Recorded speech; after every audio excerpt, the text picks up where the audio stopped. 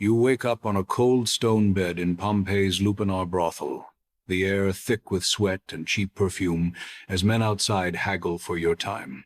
Around your neck hangs a bizarre amulet, a so-called contraceptive charm that's more magic than medicine, offering little hope against the risks of your trade.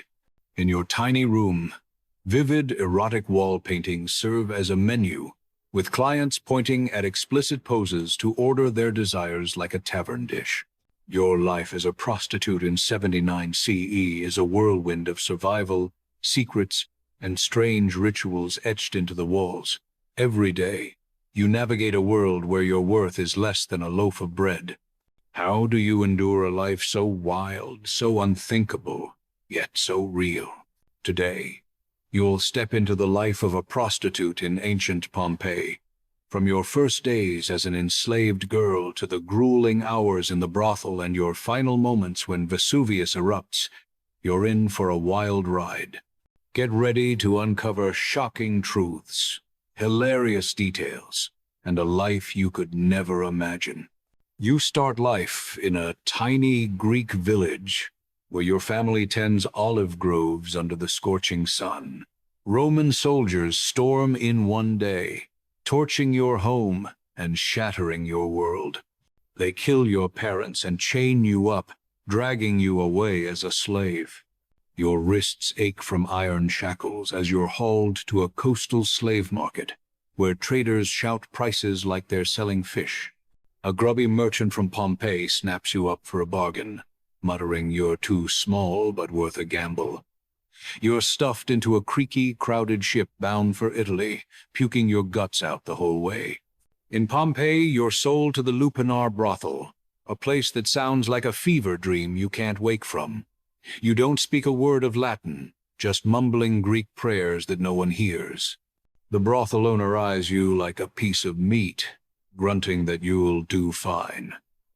An older prostitute, nicknamed Big Sister, takes you under her wing, teaching you how to survive this nightmare, and they slap a new name on you, Eutychis, meaning lucky.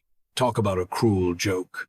You're thrust into training to please clients, your heart screaming to break free.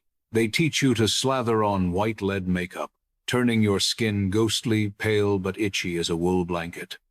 You're handed a flimsy tunic, sometimes just a scrap of cloth that barely clings to you. The Lupanar's lurid wall paintings, full of explicit poses, become your grim textbook. You blush hard learning those poses, feeling like the whole world's snickering at you. Your first day on the job, you're shaking like a leaf, facing a drunken sailor who stinks of sour wine. They drill into you to keep smiling, even as your soul feels like it's crumbling. Every coin you earn slips straight into the brothel owner's greedy pockets, not a single one for you. You realize you're just a cog in the Lupanar's money-making machine, nothing more. You meet other prostitutes, some tough as nails, others sobbing every night. They share the unspoken rules: never argue with a client, never keep gifts, and never, ever fall in love. You start scratching graffiti on the walls to vent, your shaky lines a silent rebellion. You carve out Eutychis, Greek girl, 2 asses, a price cheaper than a cup of wine. You lie on your stone bed, staring at the cracked ceiling, wondering if your life's worth less than a loaf of bread. Your mind drifts to your lost Greek village, a fading memory you cling to in the dark. You wake up on a stone bed so cold and hard it feels like sleeping on a glacier. The room reeks of sweat, stale wine, and cheap scented oil that stings your nose. You splash your face with icy water from a grimy shared basin, murky from a dozen other users. Scrubbing yourself with a rough cloth leaves your skin red and raw, like you've been scraped by sand. You slather on lead-based makeup, knowing it's poison but desperate to look the part. Your outfit's a flimsy tunic, sometimes nothing at all, because that's what clients want. You slip on cheap necklaces and earrings, property of the brothel, not yours. Staring at the lurid erotic paintings on the walls, you wonder if they're mocking your every move. You stand in the Lupanar's common area, where clients eye you like cuts of meat at a market. The brothel hums with rowdy soldiers, merchants, and drunken stragglers stumbling in. A client tosses a few coins, 2 to 20 asses, picks you and drags you to a room. Wikipedia. The space is so tiny, just fitting a stone bed, with no windows and air so thick it chokes you. You perform whatever they ask, from simple stuff to downright weird requests. Some clients point at the wall paintings, demanding you copy the exact poses like it's a twisted game. You work without a break, sometimes all day, your body aching but the grind never stopping. A regular merchant always picks you, praising your charm as gentle as a sea breeze. A rough Roman soldier leaves bruises on your arms, forcing you to hide the pain. You grit your teeth and carry on, knowing complaints won't help. A shy young man new to the Lupanar blushes and stammers through his visit. When rowdy drunks stir up trouble, you call the brothel's thuggish guards to handle them. One client hands you an apple, a rare gift that nearly brings tears to your eyes. You try chatting to keep clients happy, but most just want to get straight to business. One asks about your Greek homeland, only to yawn and change the subject. You swallow insults like cheap trash, knowing a sharp reply could cost you dearly. During breaks, you sit with other prostitutes, swapping tales about the oddest clients. You play a simple word-guessing game, laughing to push reality away. You share a story of a client who fell asleep mid-act, making everyone roar with laughter. You peek through a door crack, dreaming of walking free from the Lupanar's grip. You hum a soft Greek folk song, and another girl starts crying. It's a brief moment of connection in a world that feels like a trap. Your meals are stale bread, a few olives, and bits of moldy cheese. The brothel owner gives you clients' leftovers, like wilted greens or chewed bones. A kind client once buys you roasted meat, the tastiest meal you've had in weeks. You gobble your food fast, knowing breaks are short and work waits. Every bite feels like a sprint against time. That rare meat's flavor lingers in your mind, a small spark of joy. You only bathe when allowed to visit public baths, maybe every few weeks. The water's dirty, the place crowded, but you scrub hard to feel clean. You wear a charm amulet as contraception, though it's as useless as wishing on a star. You've been pregnant a few times, but your babies are always taken away at birth. Illness follows you, from infections to aches with no clear cause. With no doctor, you swallow bitter herbs the other girls share, hoping for relief. You feel like a shadow, living only to serve others' desires. Freedom seems as far off as the stars, teasing you every night. You think about running away, but fear torture if you're caught. You carve graffiti on the wall. Euplea was here with 2,000 men, a bold way to prove you exist. Seeing your words scratched in stone gives you a tiny bit of pride.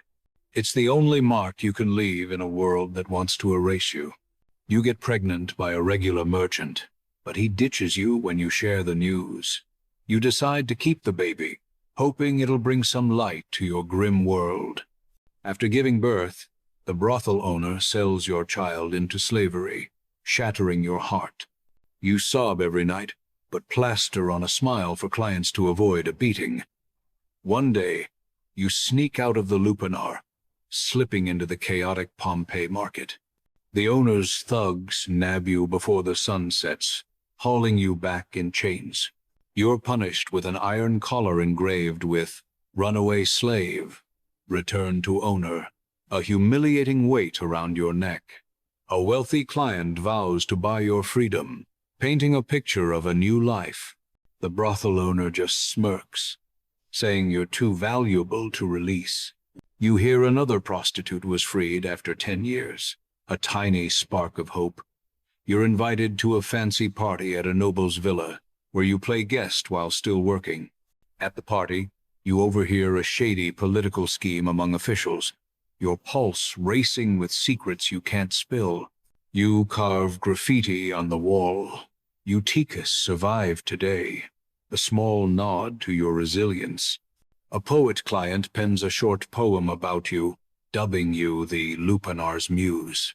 You hold the poem close in your heart, a rare gem in a life balancing on the edge. Once, you're burning with a high fever, but the owner forces you to keep serving clients. You catch whispers of Vesuvius rumbling, though everyone laughs it off. Fear grows inside you, but you're stuck with no way to flee Pompeii. You stash a few coins from clients' gifts, dreaming of freedom, only for the owner to catch you and beat you for stealing what wouldn't even buy a loaf. As you age, clients stop picking you, sneering that you're used goods not worth their coins. The brothel owner, seeing no profit left in you, sells you to a wealthy family to work as a kitchen slave. You're tucked away in a cramped corner of their sprawling mansion, scrubbing pots and stirring stew all day. You ache for the Lupanar, harsh as it was, because back then you were at least chosen. Word reaches you that the brothel still buzzes with clients, but nobody whispers the name Eutychis anymore. You live alone, no family, no friends, just a head full of painful memories that haunt your quiet moments. Then, one day, Vesuvius roars to life, burying Pompeii in ash faster than you can blink. You die in your tiny room, clutching a frayed scrap of your old tunic, the last piece of your past. Centuries later, archaeologists uncover your graffiti scratched into the Lupanar's ruins. Your name, Eutychis, lives on, a small but stubborn mark in Pompeii's grand story. Prostitution in Pompeii was not just legal, it was taxed, with the state pocketing coins from your every move. Some prostitutes, like you, could read and write, scratching graffiti like personal diaries on the Lupanar's walls. Male prostitutes worked alongside you, serving male clients, a hidden side of brothel life few knew about. Clients scribbled graffiti rating your skills, from Eutychis is good to avoid Fortunata, turning the walls into a public review board. The Lupanar had just 10 tiny rooms, each barely big enough for a stone bed and you. Some brothels were run by women, who got rich off the backs of girls like you. You wore phallic-shaped amulets around your neck, hoping they'd protect you from bad clients or evil spirits, a weird superstition in a weirder world. The city taxed you by name, with officials tracking your earnings like you were a cog in Pompeii's bureaucratic machine. As Vesuvius buries Pompeii in a storm of ash, your life as Eutychis fades into silence. Your graffiti, those vivid wall paintings, and your raw, unyielding story cling to history's edges. You endured a world of pain, yet stood tough as iron, carving your mark through every brutal day. Though your voice was drowned in the chaos of that doomed city, the name Eutychis echoes on, a stubborn spark in the ruins.